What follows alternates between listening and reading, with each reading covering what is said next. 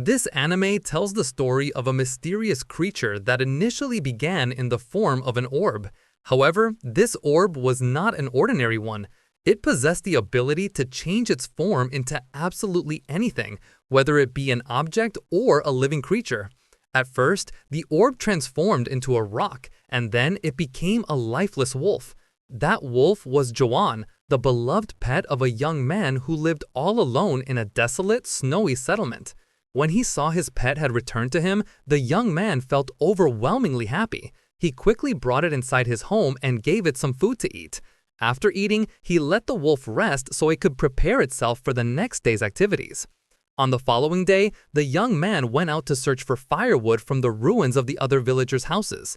He was well aware that he didn't actually have the right to take things belonging to other people, but he truly had no other choice, or he could die from the freezing cold. While he was walking, he told the wolf that far across the mountains there were many people and plenty of food. That was the main reason why everyone else had tried to go there, until finally he was the only one left behind. Not long after that, the young man heard a distinct sound coming from the direction of his house. He hoped very much that someone had returned. However, it turned out the sound came from a fish that had just been caught in one of his traps. Even so, he still felt very happy because he could bring the fish back home to eat together with his beloved pet. Later that night, the young man showed the wolf sketches of the villagers who used to live in that village. Remembering all of them made him want to leave this isolated place. He desperately wanted to meet many different people and have all sorts of new experiences.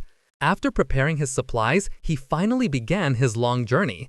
Along the way, he discovered a marker that seemed to have been made by someone to show the correct way out. After walking for quite a long distance, he found a lone tree. This discovery made him feel certain that he was getting much closer to the mountains. But just as he was about to continue his journey, he suddenly fell through into a river underneath the ice. As a result, his clothes were completely soaked, and he was at high risk of suffering from hypothermia. To make matters even worse, he also sustained an injury and was bleeding badly from his thigh. Filled with determination and hope, he kept walking, trying his best to find a suitable place to live. He recklessly pushed on through the blizzard, and in the middle of the raging snowstorm, he found another marker. However, this particular sign indicated that the path he had been following was the wrong one. He also discovered the debris and graves of the people who had died in that very place. This devastating situation caused him to lose all of his hope. In the end, the young man decided to return home after his long journey. Upon arriving back home, his health condition worsened significantly. He fell gravely ill and eventually passed away while sitting upright in his chair.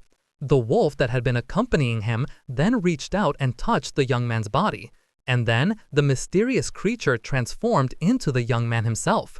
It continued the journey, seeking out many people, exactly as the young man had always wanted to do during his lifetime. After transforming into a human, the creature just kept on walking, heading towards the distant mountain region. However, because it couldn't get enough food, it always appeared exhausted and frequently died in the middle of its path. Even so, as an immortal being, death was not the end for it. Even though it had already died several times, it was able to regenerate and come back to life in its most recent form.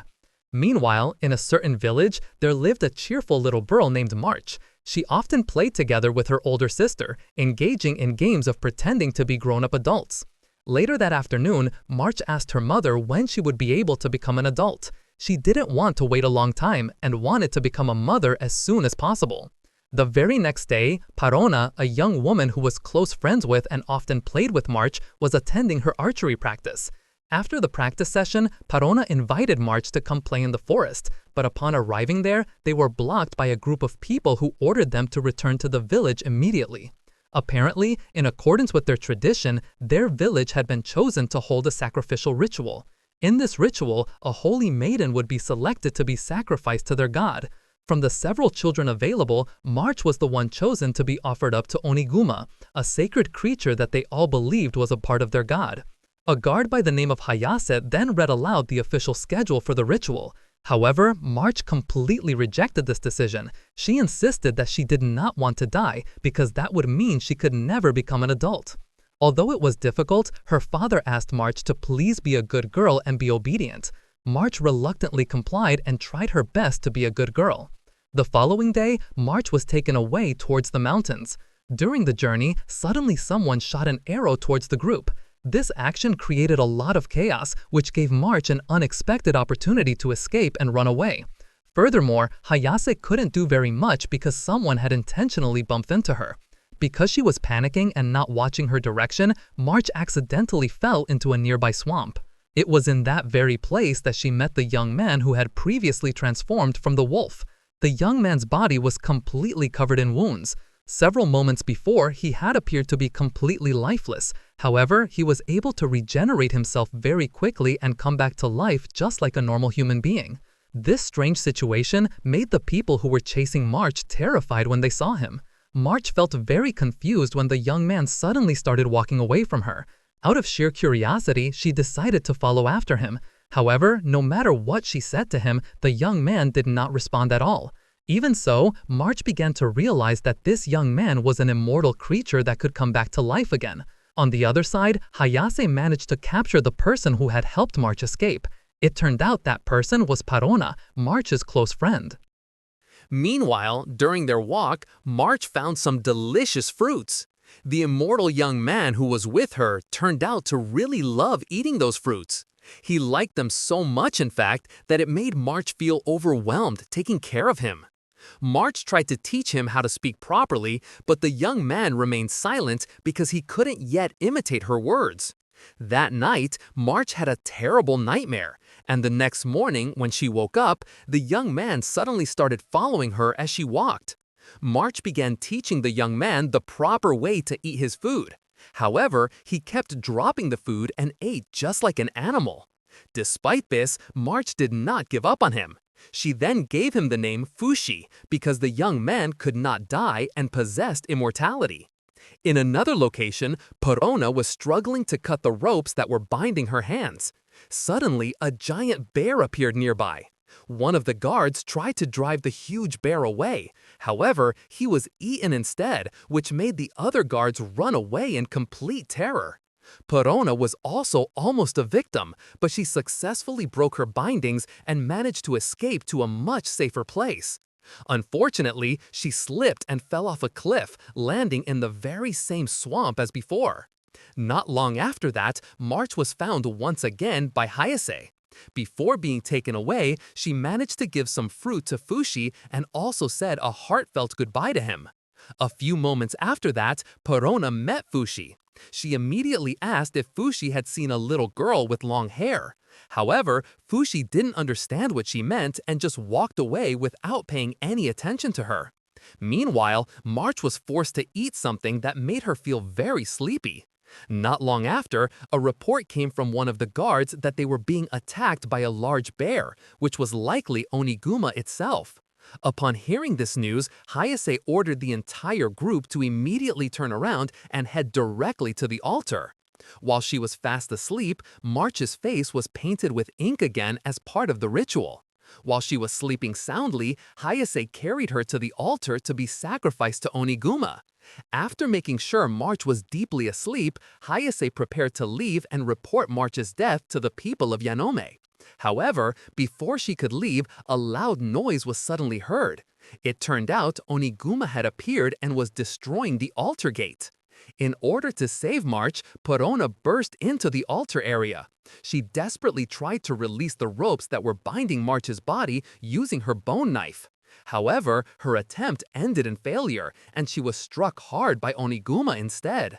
Not long after that, Fushi appeared at the gate and directly confronted the giant bear. Fushi was then bitten by Oniguma. However, even though his head was bitten, he could still move his body. Fushi then tried hard to fight back. He struggled to free himself from the bear's powerful grip. Then he transformed his form into the wolf. In his wolf form, Fushi was able to attack Oniguma with sharp bites and claws. He also moved much faster and was more agile than he was before. Finally, Fushi succeeded in defeating Oniguma by tearing its head apart. With the death of Oniguma, March's sacrificial ritual was officially cancelled. Now March could live her life freely, but on one condition: she had to leave with Hayase. Porona was suddenly reminded of her childhood. Before her sacrificial ritual took place, her older sister told her to hide until the ceremony was completely over. But instead of being freed from the sacrifice, her sister took Porona's place as the offering and was sacrificed. Back in the present time, March and the others were being transported by a horse-drawn carriage on their way to Yanome. The journey was estimated to take them several days to complete. Inside the carriage, the shaman who had previously chosen March tried to interact with them. She explained that Yanome wanted the fertile land that belonged to Ninana, and that was precisely why they were involved in this sacrificial tradition. Porona, who had only just learned the real reason behind the ritual, felt extremely angry.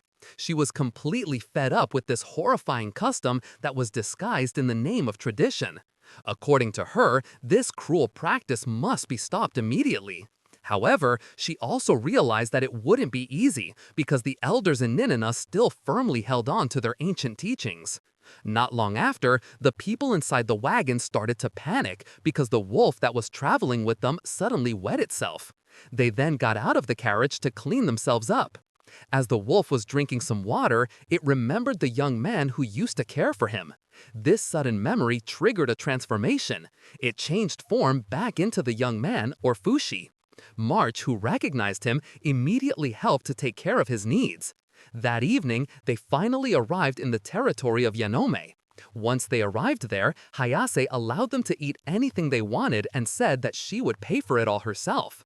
While they were walking around, March met a mail carrier. She wanted to send a letter to her family back in her village. However, the letter couldn't be sent because March didn't know her complete home address. After that, they all ate dinner together. At first, there was nothing suspicious at all about the food that was served, but after they finished eating, March and the others suddenly lost consciousness. Secretly, Hayase had them all taken into a prison. Hayase then explained to the people around her that the young man named Fushi had defeated Oniguma. In addition to that, she also revealed that Fushi was an immortal being. To prove this shocking claim, Hayase ordered the other prisoners to attack Fushi. When attacked, Fushi showed expressions of pain and said several times that he felt hurt. Fushi tried to escape by transforming into the wolf, but his attempt failed because Hayase immediately shot him with an arrow. When the guards brought in the body of the bear Oniguma, Fushi instantly dug into the ground and tried to get to the place where the Oniguma's body was being kept. Coincidentally, Hayase was looking for someone who could preserve Oniguma's body. Because March was right at that location, she was appointed to take care of it. Meanwhile, Porona was trying to escape from the prison. Unfortunately, she slipped and was captured by a guard. However, Porona did not give up. She fought back against the guard and then took the guard's clothes to use as a disguise. With that disguise, she managed to sneak into March's room and asked her to escape together with her. Porona freed March and Fushi in the holding cell. Besides them, an old woman was also freed to help guide them on their journey back to Ninana village. Porona explained that the sewer channel in that place would lead them all to a specific room, and in that room there was a wagon they could use to escape. But because there was something else she had to do, Porona asked the old woman to take March ahead first. When March turned to look back, she saw Porona pointing her sword towards Oniguma. Porona actually intended to take a part of the bear's body as proof to warn the villagers. However, March forbade her from doing it because she felt sorry for Oniguma. Porona tried to persuade her by offering her a toy, but March stubbornly refused. In the end, Porona canceled her plan and they immediately fled through the sewer channel. But as they were escaping, their wagon was suddenly attacked by a group of soldiers.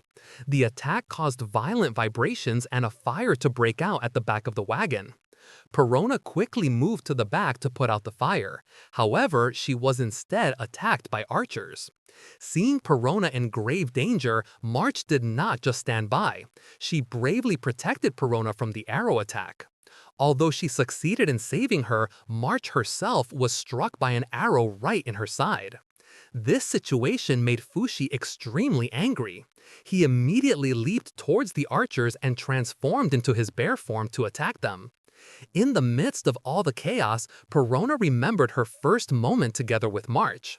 At that time, March seemed so enthusiastic because she had given her a toy. Innocently, March invited Perona to play a role-playing game as a family. In the game, March would be the mama and Perona would be the papa.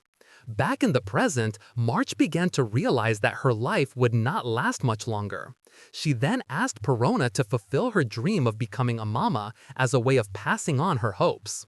Perona tried to remain strong while holding the dying March in her arms. She approached Fushi and thanked him for fighting so hard for March's sake. She also asked Fushi to please stop fighting and assured him that he didn't need to hurt himself anymore. After hearing those comforting words, Fushi changed back to his human form. But just as the situation began to calm down, Perona instead approached Hayase and grabbed a sword. With that sword, she intended to follow March, who was already gone. In the final moments of her life, March imagined herself returning home to her village. She was warmly welcomed by her mother and father and played with the toys she considered to be her children. March realized that she was no longer in this world. She then reappeared as a spirit that could not be seen by humans. March tried to stop Perona from ending her own life. But because her voice could not be heard, she pleaded with Fushi for help. Fushi managed to save Perona just in the nick of time. After that, they escaped from the pursuing soldiers. Perona returned to her home village. Meanwhile, Fushi went off to wander the world without any definite destination. Fushi continued walking all alone, spending most of his time in the form of the wolf. In this particular form, he could determine his travel direction using his keen sense of smell. Meanwhile, if he felt hungry, he would change into March to make it easier to pick fruits. One evening, Fushi smelled a very familiar aroma. That scent was coming from Pioran, the old woman who had previously helped him escape from the prison. When she saw the figure of March approaching, Pioran was extremely surprised. She felt something was very strange because March came alone and seemed much quieter than usual. A few moments later, that figure transformed into Fushi. Without saying a single word, Fushi continued on his journey. Pioran did not want to be left all alone. She decided to follow him, even though she didn't know where their destination was. Along the way, Pioran wondered if a preacher like Fushi could feel emotions. She admitted she wanted to know what Fushi's feelings were really like. After traveling for quite a long distance, Pioran felt extremely hungry. Because of her intense hunger, she began to lose control and even tried to bite Fushi's leg, who got injured protecting himself. Fushi changed form and climbed a tree to pick some fruits. Then he shared those fruits with Pioran. This was an action that reminded him of his memories with March. After that, they resumed their journey together. In the middle of their trip, Pioran coincidentally found a map that showed the direction to her hometown. When Pioran was drawing a map, Fushi looked interested and started scribbling on the scroll with random drawings. Pioran then began teaching her to write letters, to speak, and to understand the concept of living as a human being. After several days of learning, Fushi was finally able to speak and began to understand many different things. While they were riding on a boat, Fushi told her about his origins before he met March. That night, they arrived on the mainland. The first place they headed to was Pioran's husband's home, but before they got there, they decided to spend the night in the forest. While both of them were asleep, Fushi was suddenly attacked by a mysterious creature shaped like a plant that could mimic its target's form. Not long after, a mysterious man appeared at that location. He gave Fushi advice on how to defeat the enemy that was in front of him. Fushi then fought the mimic creature in his wolf form. He was directed to destroy the creature's core body in order to defeat it. However, this was not an easy task. Fushi was instead attacked back, and the enemy succeeded in stealing most of his forms. After his forms were stolen, Fushi could only use March's form. Even though he didn't have any combat abilities, Fushi used March's agility to get inside the enemy's body and tear the creature's core out from within, and then he finally managed to defeat it. After the fight was over, the mysterious man admitted that he was the one who had created Fushi. He explained that Fushi was created for a noble purpose, which is to preserve this world, whereas the mimic creature that attacked him earlier was an entity sent specifically to obstruct that important mission. A young boy named Gugu had a big dream of building a large house together with his older brother. For the sake of realizing that dream, they had to save money and collect as much as they possibly could. Although he was small, Gugu had a great sense of responsibility. He always woke up early in the morning to sell vegetables in order to earn an income. While he was selling, Gugu noticed a girl from the upper class who really caught his attention. However, because of their different social statuses, he didn't dare to approach her. After returning from work, Gugu saw his older brother talking with several strangers. When he opened up their savings, Gugu was extremely shocked because a portion of their money was missing. Even more surprisingly, his brother didn't make a big deal about it. This made Gugu suspicious that something was not right. The very next day, Gugu found a dog that turned out to belong to the girl who had previously caught his eye. After returning it safely, the girl gave him a ring as a reward, which could be sold for quite a high price. Gugu returned home filled with happiness. However, upon arriving at the tent where they lived, he was immediately disappointed to find that his brother had run away, taking all of their savings with him. From that moment on, Gugu struggled all by himself. One day, while sitting by the side of the tracks, a train passed by and dropped a large log. Luckily, Gugu was not crushed by the log. However, the log instead rolled towards the girl he recognized. Without a second thought, Gugu leaped to save her. As a result, he fell off the cliff and his head was struck by the heavy log.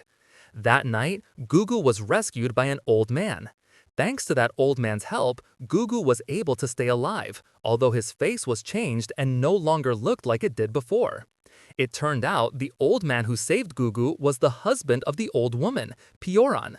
Several days after that incident, Pioran and Fushi arrived at the brewery that was managed by the old man. Upon their arrival, Pioran immediately showed her husband that Fushi was an immortal being who could change his form into various other creatures. After demonstrating his abilities, Gugu introduced himself to Fushi. They then walked around while Gugu explained how you came to live in that place. While they were in the distillery area, Fushi became curious about what beer was. Gugu gave him a cup of beer, but Fushi immediately spat it out because he was so shocked by the taste. Seeing Fushi's extremely dirty clothes, Gugu intended to take him to bathe in the river. However, old Pioran forbade it because in the forest area there had been mysterious attacks. Even though Fushi knew he was immortal, he still felt afraid.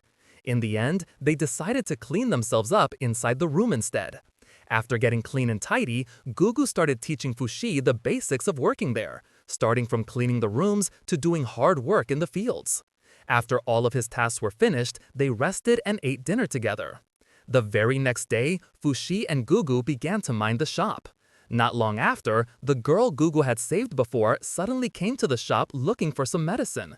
However, instead of focusing on the medicine, Rian approached Fushi instead, which made Gugu feel quite jealous. Enthusiastically, Rian asked for permission to work at the brewery shop.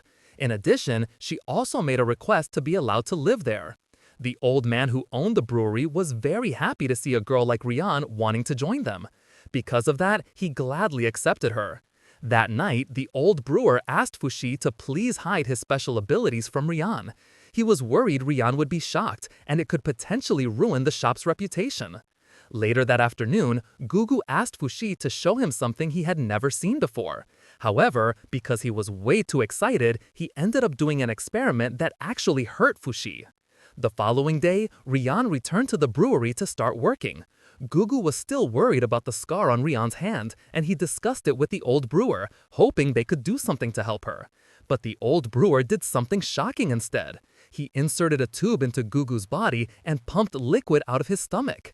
That liquid wasn't just any ordinary liquid, it was actually distilled alcohol that had been stored inside Gugu's body. After obtaining that alcohol, the old brewer asked him to apply the liquid to Rian's wound. Gugu immediately questioned his reasoning. Then the old brewer calmly replied that he was just curious about storing liquor inside a human body. That answer made Gugu feel extremely disappointed. Because the old brewer had treated him so carelessly, he left that place immediately. Not long after, Fushi came into the shop. Since Fushi was quite close to Gugu, Rian asked him to please look for Gugu, but Fushi flatly refused because Gugu had hurt him earlier. Without Gugu, they were confused about who was going to do the cooking. Fushi then offered to take his place cooking and doing the other household chores. Unfortunately, Fushi was not as skilled as Gugu. The food he cooked didn't taste good, and he wasn't used to the other household chores. Meanwhile, Gugu went back to working in the fields. Even though his face had been changed, he still struggled hard to support himself. Unfortunately, not everyone could accept his appearance. Because of his damaged face, he was considered a monster and often became the target of ridicule and mean-spirited pranks. In the end, Gugu decided to take off his mask. However, that decision just made people even more afraid of him. On the other hand, Fushi continued to perform the daily chores, like cleaning the house in the morning, preparing meals, and also working in the fields. But because he wasn't skilled yet, everything felt very difficult. Realizing his limitations, Fushi asked Piorin to teach him how to cook. However, Piorin refused his request and told him to find Gugu, since only Gugu was a true expert in that matter.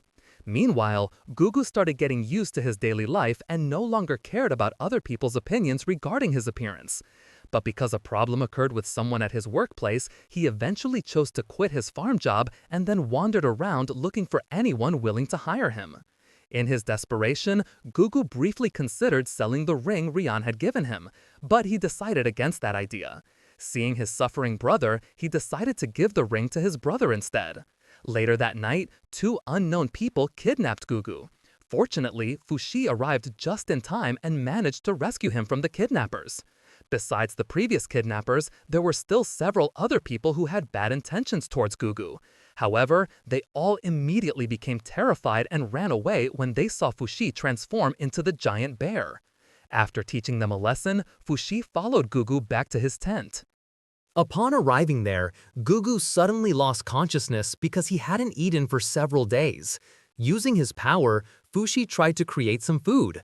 As a result, he succeeded in making various kinds of fruits as well as snack foods that he had eaten before. After he was full, Gugu began teaching Fushi about death. Because Fushi didn't yet understand the concept of dying, Gugu explained it in a simple way so it would be easy to understand. Also, since Fushi could create new things from certain experiences and reactions, Gugu asked Fushi to become him if one day he were to die. At the same time, Gugu also told him about his childhood. He imagined what his life would be like if he had been born into a normal family. One day, Gugu sensed that something was wrong. While his family members were eating in the park, his brother suddenly stopped him from following their younger sister. Not long after that, his family suddenly moved away because of their father's work. Unfortunately, Gugu and his brother were not taken along, so they had to work very hard just to survive. After telling him everything, he fell fast asleep and was very difficult to wake up. As evening approached, Rian suddenly came to the tent. After searching for him everywhere, she finally managed to find him. Rian intentionally came there to ask Gugu to come home and return to work. But because Gugu had thrown away his mask, he was reluctant to leave and show his face. When Rian tried to persuade him, Gugu hid from her instead. Rian became curious about the wound on Gugu's face. She thought that the injury on his face might not be as bad as Gugu imagined. Rian tried to show him the scar that was on her hand. However, in reality, the wound was just a small scratch that could heal on its own. Rian then told him that she got the wound because someone pushed her from behind. The people around her believed it was the act of someone who held a grudge against her father. Gugu denied that accusation, but he couldn't explain the truth that he was actually the one who pushed Rian in order to save her. Since Gugu was difficult to persuade, Rian decided to give him her very own mask. With that mask, Gugu wouldn't have to worry anymore about Rian seeing his face. Meanwhile, Fushi was searching for Gugu's mask that had been thrown away. He tracked it using his sense of smell and finally found the mask sunken in a fish pond.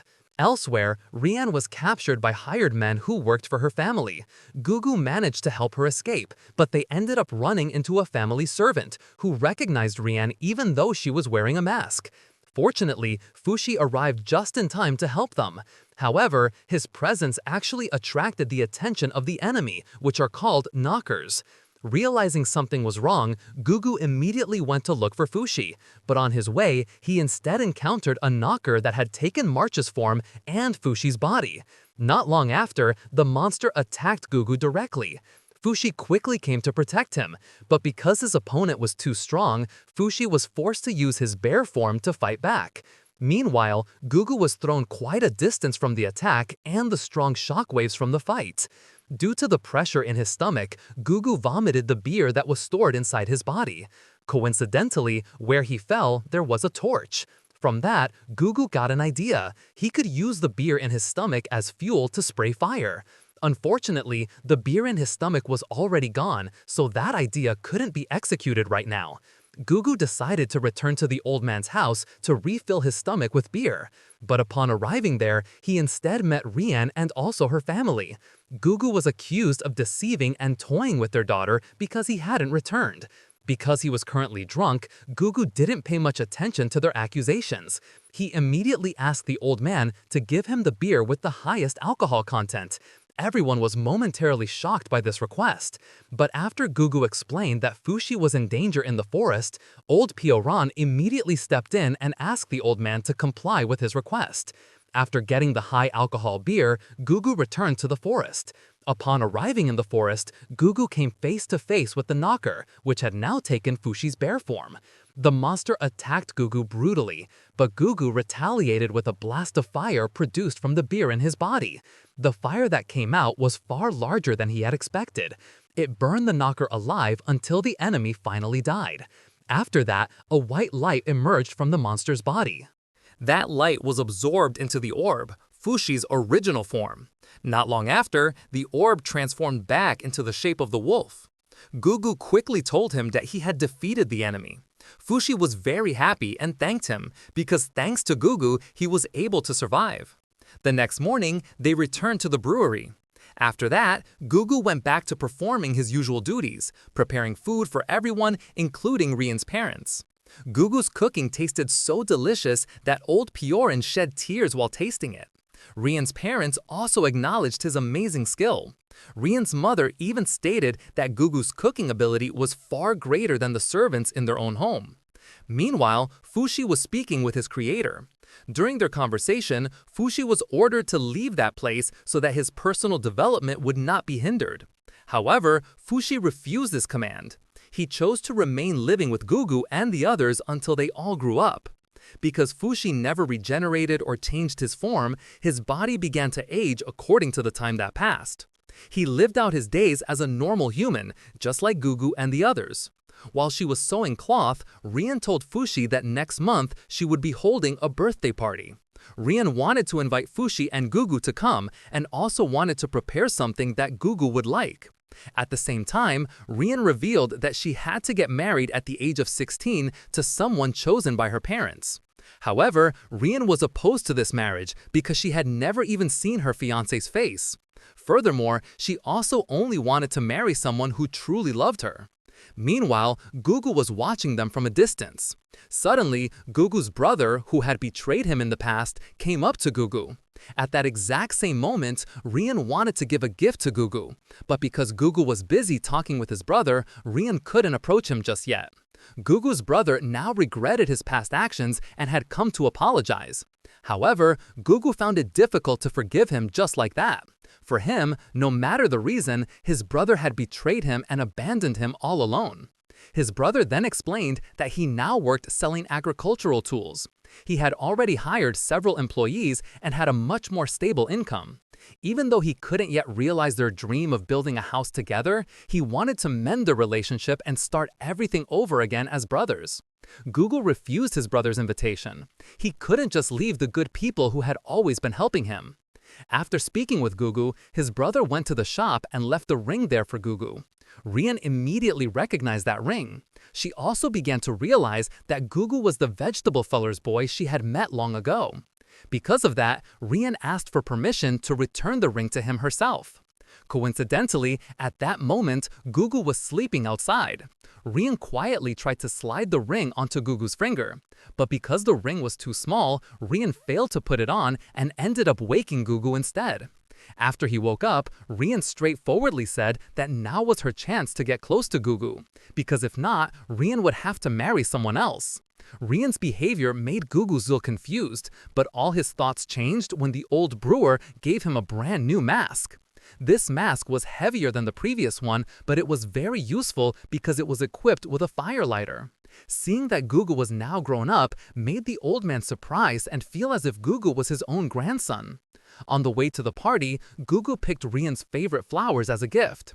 However, upon arriving at Rian's house, people stared at him cynically because Gugu's clothes were considered improper.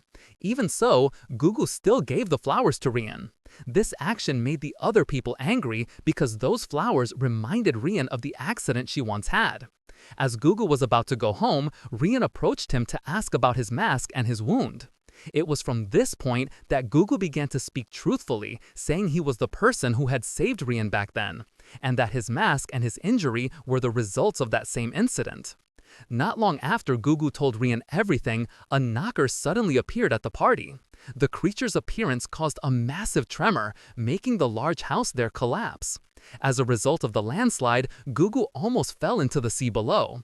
Fortunately, there were people who helped him, so he was saved from that incident. In his bear form, Fushi tried to hold up the building so it wouldn't collapse.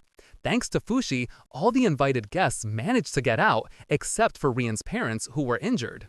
Gugu quickly helped them get out. Meanwhile, Fushi was forced to let go of the building because he couldn't hold on any longer. As a result, the house collapsed and fell on top of Fushi's body. Gugu immediately checked on Fushi's condition. Fushi then emerged from the building's rubble and returned to his original form. Shortly after, the enemy reappeared in the form of a bear. Gugu tried to defeat it with his fire breath, but his attack was ineffective because this time the enemy had a stone shield all over its body. Although the enemy's defense was very strong, Gugu realized that behind the stone there was only ordinary flesh. They then looked for that weakness to attack. After an opening appeared, Gugu sprayed fire into the enemy's body until it was destroyed and exploded. For a short time, they managed to incapacitate the knocker, but because the enemy's core was not yet destroyed, the knocker rose again and immediately attacked Fushi. Seeing Gugu in danger, Rian quickly moved closer to help him. Unfortunately, the remaining part of the building began to collapse and fell on top of both of them. Rian and Gugu were trapped in the rubble. Gugu protected Rian with his own body. However, he couldn't hold on for long because the weight on his back was extremely heavy. It was so heavy that Fushi could feel the pain Gugu was experiencing. Seeing the flowers he gave her starting to wilt, Gugu promised to buy them for her again tomorrow. But Rian instead wanted to accompany him to pick the flowers because she knew where those flowers grew. Unfortunately, that promise was never fulfilled. In the end, Gugu couldn't withstand the weight and passed away, crushed by the rubble. A strong emotional bond made Fushi feel that his closest friend was gone. Fushi transformed into Gugu's form and used that form to attack the enemy. Fushi fought with all his might against the enemy, but with the abilities he currently possessed, he wasn't yet able to defeat it. Luckily, the monster destroyed itself on its own, but Fushi failed to destroy the enemy's core, so the creature managed to escape. Fushi's creator asked him to chase after the enemy, but Fushi chose to return home to see his friend off. He didn't want any more people to die because of him. Therefore, Fushi decided to leave that place. A few moments before he left, Gugu came looking for Gugu. This situation forced Fushi to lie by pretending to be Gugu. At first, Rian felt happy because she thought Gugu was okay. But because Gugu never came to fulfill his promise, Rian finally realized that the man she liked was truly gone.